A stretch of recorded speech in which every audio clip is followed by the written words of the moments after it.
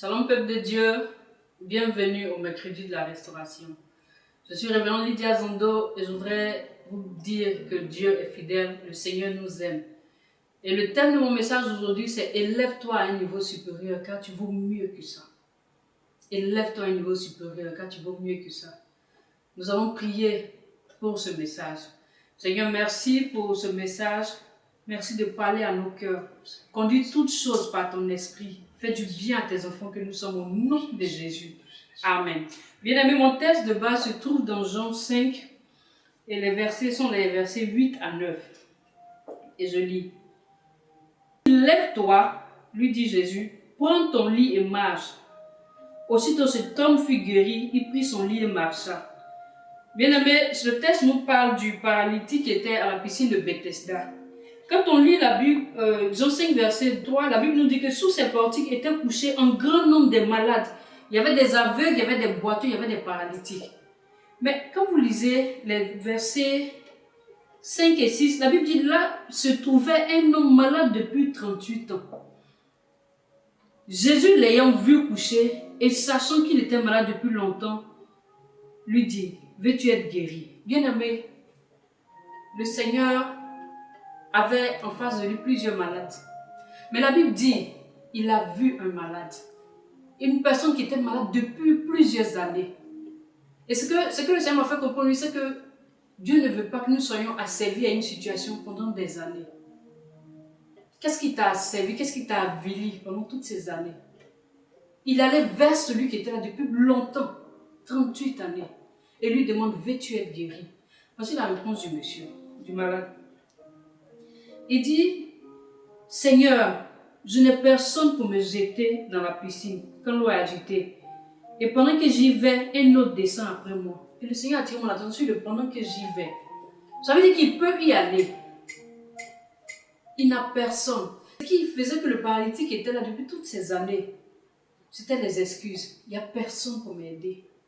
Et quand même je fais l'effort, quand bien même je fais l'effort d'y aller, une autre personne prend ma place. Bien aimé, tant que tu trouveras des excuses pour la situation que tu vis, tant que tu blâmeras des gens pour la situation que tu vis, elle ne changera pas. Le Seigneur dit, lève-toi, prends ton lit et marche. J'ai fait des recherches un peu sur les paralytiques que Jésus a guéris. Il a tenu la main à plusieurs, même les apôtres. Mais à celui-là, le Seigneur dit, lève-toi, prends ton lit et marche. Comme pour lui dire, tu peux faire quelque chose au sujet de cette situation. Ce jour, je suis venu dire à quelqu'un, lève-toi. Et lève-toi à un niveau supérieur. Tu vaux mieux que ça. Tu vaux mieux que être quelqu'un qui est couché pendant des années, perclus des pieds. Une personne défaitiste. Parce que se lever, c'est quoi? Se lever, c'est prendre la décision de changer sa situation. C'est refuser le statu quo. C'est refuser la maladie. C'est refuser le célibat. C'est refuser les situations qu'on vit. C'est décider de faire quelque chose pour changer cette situation. Prendre son lit, c'est quoi? Je ne sais pas où tu as posé ton lit. Le lit, c'est à se reposer. Le lit, c'est à dormir. Bien aimé, le lit ici nous parle de personnes défaitistes. Il s'est couché. Il a abandonné. Il n'y a plus d'espoir. Il n'y a personne pour m'aider. Même quand je veux faire des efforts, il n'y a personne pour m'aider. Mon père qui m'aidait n'est plus là. Pour ce concours, il faut de l'argent, je n'en ai pas. Pour aller ici, il faut telle chose, je n'en ai pas. Je n'ai pas l'argent. Bien aimé, Jésus n'est pas là pour les excuses. Tant que tu peux faire quelque chose, bien aimé, essaie de le faire. Et c'est ça que Dieu attend de nous. Et c'est quand tu fais ces efforts que Dieu t'aide. Il dit marche. Marchez pour aller. La Bible dit, en Proverbe verset 24, que les pas du juste sont ordonnés par Dieu. Les pas du juste sont ordonnés par Dieu. Ésaïe 60 verset 1 dit quoi? Il dit lève-toi, sois éclairé car ta lumière arrive. Et la gloire de l'Éternel s'élève sur toi. Mais le poète éclair. En anglais, la version dit arise and shine. Ça veut dire lève-toi et brille. Pour voir la gloire de Dieu, tu dois te lever. Tu dois prendre la décision de changer tes circonstances. C'est-à-dire refuser la maladie. Ce n'est pas parce que la maladie est là depuis des années que tu vas l'accepter. Non, Dieu n'est pas pour ça. Refuser cette infertilité, refuser ce célibat. Ça ne veut pas dire qu'il faut aller se livrer à des gens, il faut se livrer à tout venant, mais il faut aller prendre n'importe qui pour l'emmener dans la présence de Dieu. Ce que ça veut dire, c'est la condition. Ça se passe dans la tête. Mentalement, tu refuses. Je refuse cette condition. Je vaux mieux que ça. Je suis une enfant de Dieu. Je suis un enfant de Dieu. Je suis un prince. Je suis une princesse. Je ne peux pas vivre comme ça. Je ne peux pas être asservi à une telle situation. Ce n'est pas possible. Ça a trop duré cette situation, il faut que ça change. Ce matin, il faut que tu te dises, il faut que ça change. Ce matin, tu dois te lever pour dire, il faut que ça change. Dieu dit, lève-toi. Il a dit à Abraham, en Genèse 13, verset 17, il dit, lève-toi, parcours la terre de long en large, de longueur en largeur. Et ce que tu vois, je te le donnerai. Bien aimé, pour posséder, il faut se lever. La Bible dit Ruth, et quand vous lisez l'histoire de Ruth, en verset 6, Ruth et Naomi. Naomi s'est levée pour aller à Juda. Et en Ruth 1, verset 22, la Bible dit qu'elle est arrivée au moment de la moisson des orges, au moment où la grâce de Dieu était dispensée. Parce que dans la Bible dit en Ésaïe 49 qu'il y a un temps pour la grâce de Dieu. Il dit au temps de la grâce, je t'exaucerai. Il y a un temps de grâce. Il y a un temps de faveur. Et c'est le moment de la grâce ce matin. Tu dois te lever pour faire quelque chose sur ta situation. Elle s'est levée. Ruth s'est levée aussi en Ruth 2. Elle allait glaner. Elle a rencontré Boaz. Elle allait rencontrer son bonheur. Elle allait rencontrer sa destinée. Elle était dans un pays étranger. Elle aurait pu dire, je ne connais personne. Je suis même anathème ici parce que Dieu ne veut pas des Moabites dans sa présence. Mais elle s'est levée. Elle s'est réveillée au péril de sa vie. Elle s'est levée. Elle allait glaner. Elle a rencontré Boaz. Il est temps de te lever.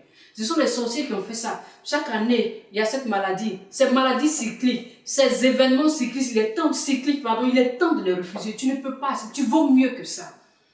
Tu vaux mieux que ça. Tu es le Daniel de ta famille. Tu es le David de Joseph de ta famille.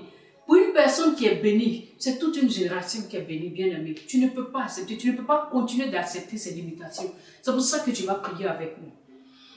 Tu vas prier avec moi. Tu vas dire, Seigneur, plus jamais ça. Je refuse cette situation. Dieu n'est pas le Dieu de la stagnation. Dieu est le Dieu des personnes. Ça veut dire, lève-toi. Lève-toi et prie. Lève-toi, sois éclairé. Quand ta lumière arrive, on pourrait rester, on pourrait dire, assieds-toi, ta lumière arrive. Mais pourquoi est-ce qu'il faut se lever? Parce qu'il faut se lever pour aller rencontrer la lumière. Il faut se lever pour aller posséder ta bénédiction. Il faut se lever pour aller là où Dieu veut que tu sois. Il dit, lève-toi, prends ton lit et marche. Va dans la direction que Dieu va t'ordonner. Dieu va te montrer, Dieu va te conseiller. Tu vas prier avec moi pour 3 sujets. Premier sujet, Seigneur, aide-moi à me lever. Prie avec moi. Père, je vais sortir de la stagnation. Je vais sortir de cet encasellement, mon Dieu. Je veux sortir de la maladie. Je veux sortir, mon Dieu, des situations qui n'avancent pas. Je suis un enfant de Dieu. Je suis un enfant de Dieu. Et tu dis que tu connais les projets que tu as formulés pour moi. Ce sont des projets de Père, mon Dieu, pour que j'ai un avenir de l'espérance. Ce n'est pas un projet de stagnation. Ce n'est pas un projet de limitation. Parce que je suis la lumière du monde. Je suis le sel de la terre. Et parce que je suis la lumière du monde, tu dis de me lever. Dans Ésaïe 60, verset 1, tu me dis de me lever, d'être éclairé parce que ta lumière, parce que la gloire de Dieu arrive. Ta gloire doit se poser sur moi. Je dois me lever pour aller à la rencontre de cette gloire. Je dois me lever pour parcourir les territoires que tu veux que je possède. Seigneur, aide-moi à me lever. Aide mon frère à se lever. Aide ma soeur à se lever. Et que la stagnation prenne fin au nom de Jésus. La paresse prenne fin au nom de Jésus. Les excuses prennent fin au nom de Jésus. Père, les blâmes prennent fin au nom de Jésus. Parce que même si je n'ai personne pour m'aider, j'ai Jésus. Et quand j'ai Jésus, j'ai tout. Merci pour l'intelligence que tu nous donnes de comprendre ces choses. Merci mon Dieu parce que tu nous challenges ce matin pour que nous puissions nous lever. Nous lever dans la prière, nous lever dans la méditation, nous lever dans les offrandes sacrificielles, nous lever mon Dieu dans tout ce qui peut nous faire avancer. Dans ce projet, j'ai passé l'examen plusieurs fois, ça n'a pas marché, nous devons nous lever pour avancer. Seigneur, aide-nous ce matin, au nom de Jésus. Amen. Bien aimé, tu vas prier pour le deuxième sujet. Tu as demandé à Dieu de t'aider à prendre ton lit. Ce lit du découragement, ce lit que tu vas poser quelque part, ce caractère défaitiste, tu as demandé à Dieu de t'en débarrasser au nom de Jésus. Père, je veux prendre mon lit. Ce lit d'infertilité, ce lit de stagnation, de découragement, ce lit, mon Dieu, d'échec, mon Dieu, cet examen que j'ai présenté plusieurs fois qui n'a pas marché, que je voulais plus, je vais m'aider, mon Dieu, à prendre ce lit, à me débarrasser de tout ce qui est défaitisme au nom de Jésus. Je refuse d'être défaitiste, je refuse de m'arrêter, je refuse de me coucher, je refuse, mon Dieu, l'échec, au nom de Jésus. Père, merci pour la grâce, mon Dieu, que tu me donnes d'avancer ce matin. Au nom de Jésus. Tu vas dire Dieu de t'aider à marcher maintenant. Ça veut dire qu'en Proverbe 20, verset 20, il dit les pas du juste, les pas, c'est l'Éternel qui dirige les pas des hommes, du juste. Tu vas dire Seigneur, dirige mes pas. Là où tu veux que j'aille, là où je vais rencontrer ma lumière, là où je vais rencontrer, mon Dieu, la bénédiction que tu as pour moi. Dirige mes pas dans ce sens. Père, je me suis levé. Maintenant, dirige mes pas, Seigneur. Dirige mes pas dans la direction que tu veux que mes pas, que j'aille, mon Dieu. Dirige mes pas, Seigneur. Dirige mes pas, mon Dieu. Je ne veux plus jamais m'arrêter. Je veux parcourir mes territoires. Je veux posséder mes bénédictions. Tu l'as là pour les endroits, mon Dieu, que mes pieds vont couler. Tu me les donneras, mon Dieu, en possession. Dans l'héritage, mon Dieu,